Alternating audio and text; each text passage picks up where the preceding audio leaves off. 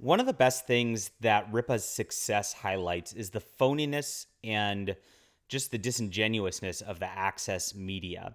I love watching this because the media on every level, especially in entertainment, is a big circle jerk at the end of the day.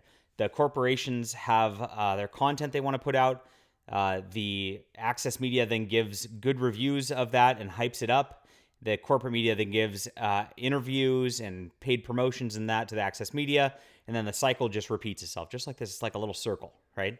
And when you're outside of that, when you're actually doing something organically by yourself, without any permission of any sort of corporate structure like that, they ignore you, they mock you, and they do it all because their system is threatened. It has nothing to do with whether your product's good or bad or anything like that. And that's exactly what Rip is exposing. And we see it with Comic Book Resources now, a shill website which has been terrible. I mean, those people over there have attacked me several times for no reason. And of course, I'm blocked by Comic Book Resources on Twitter. So we have fun pulling this up on a different method, but that's it. All right, my name is John Delarose. I'm a #1 best-selling author and award-winning comic creator, and I've done it all without the access media also. Overmind has been up for a while. We've sold a bunch on our pre-order store on BackerKit after the Kickstarter here. So thank you very much. We're just clocking along with this, and I appreciate that you guys love good science fiction. We are going to be bringing you the most wonderful comic out there, and I'm actually going to be delivering the digital version of it to all the backers. Everybody who's a physical backer gets the digital version too, very shortly, maybe the next day or two. So check it out. The link's in the description below. And then as soon as we get the clear from you guys and you tell me there's no errors in anything there, we'll be putting it out to print. So good stuff. We're moving forward, moving along and working hard. That's what I like to do. All right. So Eric July mentions in a tweet this morning that Access Media writers show their true color as to why they refuse to cover or honestly cover the Rippaverse, which is selling 40,000 copies at least, and 40,000 customers at least, and has made more than $3 million. There's no comic like that. They should be covering it wall to wall if they're actually interested in comics. You know they're not interested in comics by the way that they talk about this. They have nothing to gain in terms of access like they do from the mainstream, and that's right. Eric's not going to give them priorities for interviews or anything like that. And so they can't control that sort of content. And that's exactly it. They see us as ideological enemies. And now he made a video about it today just discussing this. So this tweet comes from David Harth, who is a CBR writer. Now, look at what he's got in his profile right away. The pronouns he, him, BLM, ally, and all around SJW. Gosh, you wouldn't even know that he's interested in comics. You just know that he's interested in picking fights politically on Twitter, and that's what these companies are about. They're not comic book resources. They're just shill resources for SJWs at the end of the day.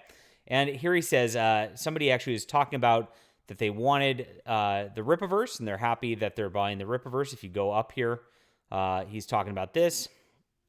There are other items in the shop people can buy. I spent about $200 on stuff and will do so again happily. The only people who complain about price points are pissy broke losers such as yourself.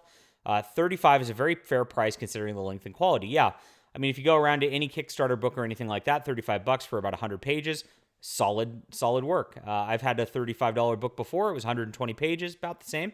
And so that's a normal price point on a Kickstarter crowdfund, do-it-yourself sort of thing.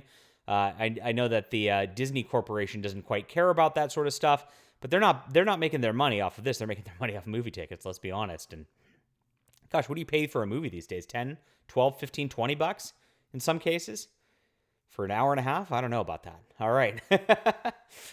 So somebody says you can go buy Saga Volume 1 or whatever, or Watchmen, these old school ones out there. And this person argues with David Harth for it, and that's it. And Boom Studios, all that. He's name dropping every company he can think of in the entire thing. And he of course then starts to boast about how much money he has. Now, what's interesting about sites like Comic Book Resources is I've actually had a buddy work for Comic Book Resources before they became full SJW. This was probably 10 years ago. They didn't pay him for articles. So he just got to write articles for the privilege of writing articles for Comic Book Resources. So raw deal, raw deal nonetheless. And so these guys do it just for clout. And as you can see, they don't really even get much clout. He's got 216 followers. That's really rough. So this guy claims, I like the quality comics from the best creators which isn't what you all are proudly overpaying for. Now, if you look at Rippa's sort of pedigree of his team, he's got Cliff Richards from Marvel and DC fame, who's done a lot of books, who's a solid pro. You got Gabe El-Taib, who's one of the best colorists in the business, who's been a solid pro for a long time. So what is he talking about? He doesn't have quality at that point. Are you guys crazy? Are you smoking crack out there? That's what it sounds like to me.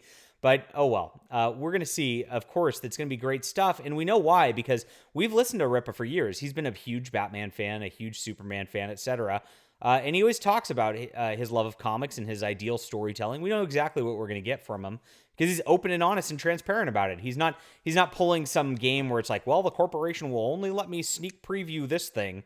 No, he's been talking this whole time about what he's like. He was interested in out of comics, and we know exactly what that is. Of course, David Harth doesn't pay attention as a guy from Comic Book Resources, just because of ideological purposes, what it comes down to.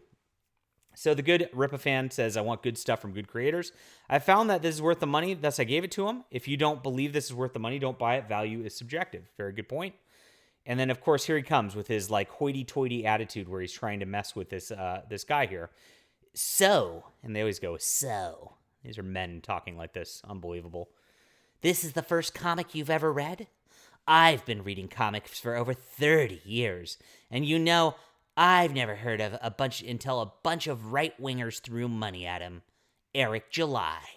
Well, he's been sitting under a rock, I guess. What work has he done that makes you think this is worth the obscene amount of money you spent? Ironically, he talks about Eric July's hip-hop career. And then here's his next comment. Why would being in a band make you think he's good at doing comics? Now, it's very funny as Gerard Way from My Chemical Romance got a deal at DC Comics to make books immediately, all because of his fame from My Chemical Romance. And of course, CBR ate it up at the time. They loved it. They loved everything he did. They fawned over him. Oh my gosh, My Chemical Romance is into comics. It's such hypocrisy, and it's all because of politics. It has nothing to do with Eric's ability. It has nothing to do with the team he's assembled. They haven't even looked at the comic. I can guarantee you David Harth has not even given one iota of thought towards what is the contents of the comic whatsoever. And it's all because of ideological crap. Because you see, his profile has nothing to do with comics. It just has to do with ideological crap. And that's exactly what he wants to put into CBR books. Now, I've seen other writers over there, and they've gone at me, like I said, they've all got this ideological slant. CBR only hires people of one direction. They don't actually hire people who care about comics or interested in investigating into new and interesting comics. It's all about that access media from the corporations, from Marvel, from DC. And he talks about Boom Studios. Do you know who owns Boom Studios? Mark Waid from Marvel and DC. Image Comics, they all came from Marvel and DC. You see the trend here? You have to be involved with those corporations in order to get any sort of attention from this website. It's just a shill organization and nothing else. It makes me really mad because you know what? Somebody's out there making their own independent work, actually creating something new, not just making some fan fiction of like a property that somebody created 100 years ago that you're just trying to regurgitate the same story of. No, Isom is something completely new. It's his own character. It's his own story. And you know what? That's something that should be celebrated by these guys if they did give a crap about comics, but you know they don't. Whew, I get mad. I get heated with this stuff because I really, really despise the access media. I really, really despise these corporations, their gatekeeping tactics, and the way that they're trying to force the discourse in society into their weird political nightmares of SJW rants told through comic books rather than actually giving us decent stories. But that's why we're here. That's why we're here to do something different. As much as I get mad about it, the answer is not just to complain, it's to create. It's to win. It's actually to push the message forward saying, we can do this better. We can do this in a way that hasn't been seen in a lot of years, and we will win because of that. All right. Whew.